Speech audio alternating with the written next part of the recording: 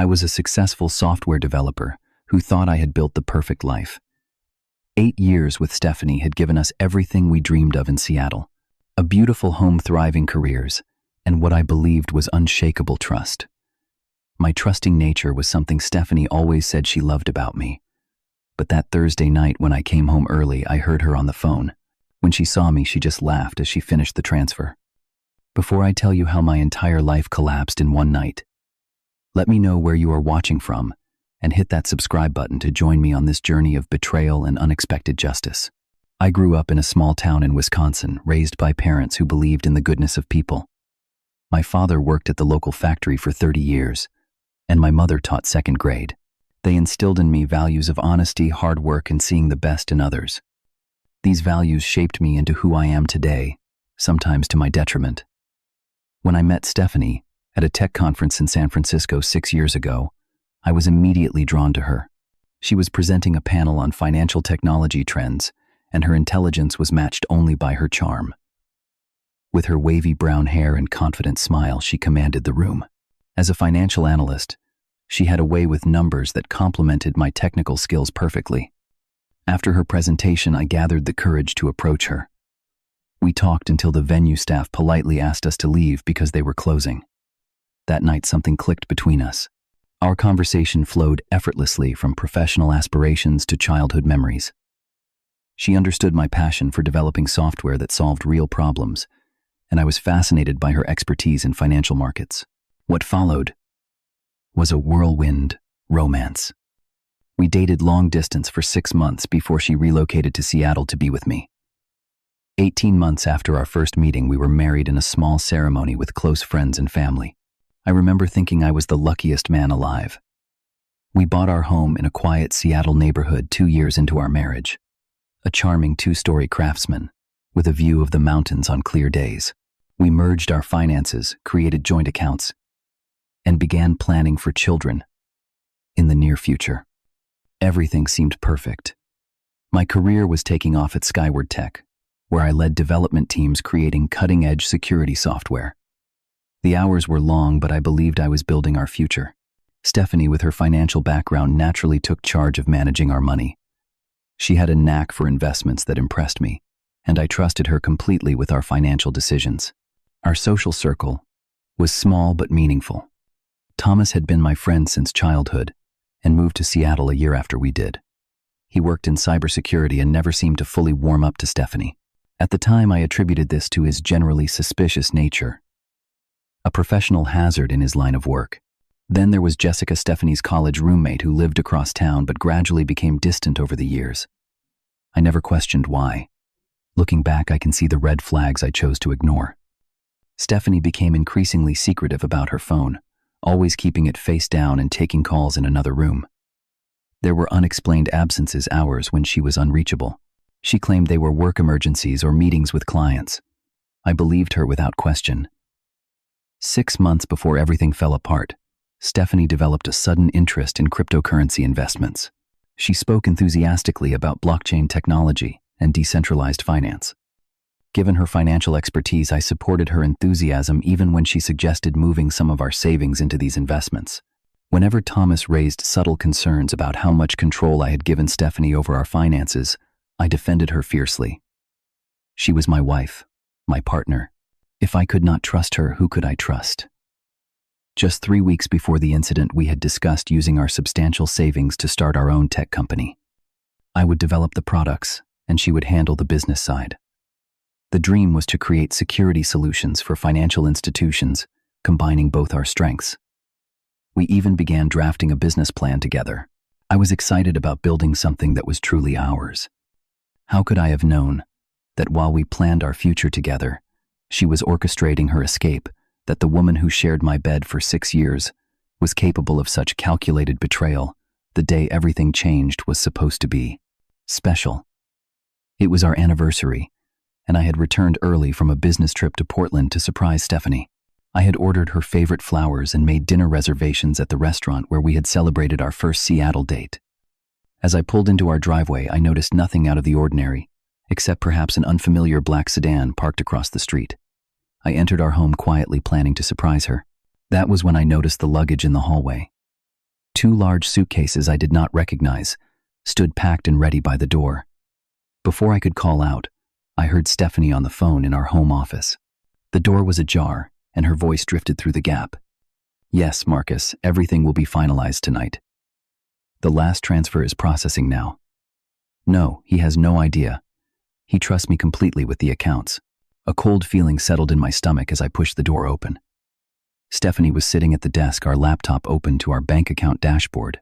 On the screen, I could clearly see a transfer in progress, $875,000, to an account I did not recognize.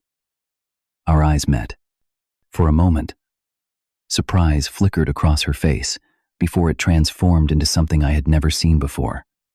Her lips curved into a smile that held no warmth. "You were home early," she said, ending her call without saying goodbye. "What are you doing?" I asked, my voice barely a whisper, as I stared at the screen. Stephanie leaned back in the chair, crossing her arms. "What does it look like, Elliott? I am taking what I deserve." "That is our life savings," I said, moving toward the computer. "Everything we have worked for." She laughed, then a sound that cut through me like glass. "No, sweetheart, it is everything you have worked for. And now, it is mine. And Marcus's." Marcus. The name from the phone call. "Who is Marcus?" "My partner," she said simply. "My real partner. We met at a financial advisory conference 2 years ago. He understands me in ways you never could." The room seemed to spin around me. 2 years. Half of our marriage had been a lie. "You have been having an affair for 2 years. An affair is such a limited term for what we have," she said, standing up and walking to the window. "Marcus and I are building a future together. We have been planning this for a long time." I looked back at the computer screen. The transfer had completed. Our account balance now showed just under $12,000 remaining. "You have been stealing from us." My voice cracked with the realization. Not stealing, reallocating. Small amounts at first, building to this final transfer. Joint accounts are so convenient that way. She turned to face me, her expression almost pitying. "You made it so easy, Elliott. You never even looked at the accounts. You trusted me completely." My legs felt weak, and I sank into a chair. "Why?" She sighed, as if explaining to a child. "Because you were useful. Stable income, good benefits, respectable social standing. You were the perfect cover, while Marcus and I built our exit strategy. But now we have enough, and frankly, I am tired of pretending." The cruel efficiency of her words stunned me. This woman was a stranger wearing my wife's face. "The cryptocurrency investments. Non-existent," she said with a wave of her hand. "Just a way to explain money moving around. You understand so little about finance that you believed everything I told you." She walked over to the luggage I had seen in the hallway. "These are the last of my things. Most of what I wanted has already been shipped ahead." Ahead to where I asked, still struggling to process what was happening. "Belize," she replied casually. "Marcus has connections there. Beautiful country, no extradition treaty with the United States. We leave tonight." I stood up, anger finally breaking through the shock. "You cannot do this." "I will go to the police." Stephanie laughed again, the sound like acid in my ears. "And tell them what? That your wife, who has legal access to all your joint accounts, took money from those accounts. That is not a crime, Elliott. It is just a bad marriage decision." She zipped up one of the suitcases. "By the time you could get any sort of legal action moving, the money will be spread across dozens of untraceable accounts." She walked up to me, placing a hand on my cheek in a grotesque parody of affection. "You are too naive for this world, Elliott. That is why it was so easy." I pulled away from her touch. "You never loved me." "At the beginning, maybe a little," she admitted. "You were sweet and successful. But love, no. You were a means to an end." She checked her watch. "Marcus will be here in 20 minutes to pick me up." I watched in stunned silence as she moved efficiently around the house, gathering the last of her things. My body felt frozen, unable to act as my life imploded around me. "Did any of it mean anything to you?" I asked, hating the pleading tone in my voice. "Our plans, our future together, Our company idea. She smiled. Actually, that was useful. I have copies of all your development plans. They will be quite valuable to certain interested parties overseas. The realization that she had stolen my intellectual property as well hit me like a physical blow. You will not get away with this, I said, though the words sounded hollow even to my own ears. Stephanie pulled on her coat and checked her reflection in the mirror by the door. I already have. The sound of a car horn outside signaled her ride had arrived. She picked up her suitcases and opened the front door. Do not try to find us, Elliott. For what it is worth, I hope you find someone who actually loves you next time. Her final words dripped with mockery. Just be smarter about your banking arrangements. And then she was gone. I stood in the empty hallway, listening to the car drive away with my wife, my savings, and the shattered remains of the life I thought we had built. After an hour of sitting motionless in our living room, I finally called the police. The officer who took my report was sympathetic but blunt. Since we were married and the accounts were joint, there was little they could do. It was a civil matter, not criminal. At least not yet. That night was the darkest of my life. I sat in our bedroom, now stripped of Stephanie's belongings, staring at the walls. The pain was physical, crushing my chest until I could barely breathe. I contemplated ending it all, the humiliation and loss too overwhelming to bear. What stopped me was finding an old photograph while searching through a drawer for my sleeping pills. It was a picture of me at 16, standing proudly next to the first computer I had built from salvaged parts. That determined teenager reminded me of the resilience I had forgotten I possessed. With shaking hands, I called Thomas. Despite the late hour, he answered immediately, and 20 minutes later he was at my door. I told him everything, the words spilling out between waves of grief and rage. Thomas listened without interruption, his expression darkening with each revelation. When I finished, he said something that changed everything. I work in cybersecurity, Elliott. I have connections. This is not over. As the shock began to recede, clarity emerged. I was not just a trusting husband. I was a software developer specializing in security systems. I had built protective measures for companies worth billions. Now, it was time to protect myself. At 7 the next morning, I contacted Skyward Tech's legal team. By 9, I was sitting in the office of James Wilson, senior partner at one of Seattle's most prestigious law firms who specialized in financial fraud. Joint accounts complicate things, James admitted, but there are avenues we can pursue, especially given the circumstances and amount involved. That was when I remembered something critical. Our home security system, which I had installed and customized myself, automatically backed up video and audio to cloud storage. I accessed the footage from my phone, and there it was, Stephanie's conversations with Marcus, discussing their plans in explicit detail over the past week. Moreover, my professional paranoia had led me to create specialized backup systems for all our digital information, including financial transactions. Every transfer Stephanie had made over the past 2 years was documented, along with login times and IP addresses. James immediately began preparing emergency court orders to freeze any accounts we could identify. Meanwhile, Thomas activated his network of cybersecurity specialists to track the money before it disappeared completely. My next step was contacting Stephanie's firm. The senior partners were shocked when I presented evidence, suggesting she might have used client information as part of her fraud. They launched an immediate internal investigation and provided critical information about suspicious activities tied to her work credentials. For 36 hours straight, I barely slept. Each hour revealed new dimensions to Stephanie's betrayal. She had not just stolen our savings. She had copied proprietary code from Skyward Tech servers, code I had written which was worth millions in development costs. This elevated the situation from personal betrayal to corporate espionage. The turning point came when Thomas's team identified Marcus as Michael Donovan, a known financial scammer wanted in California, Arizona, and Washington for similar schemes.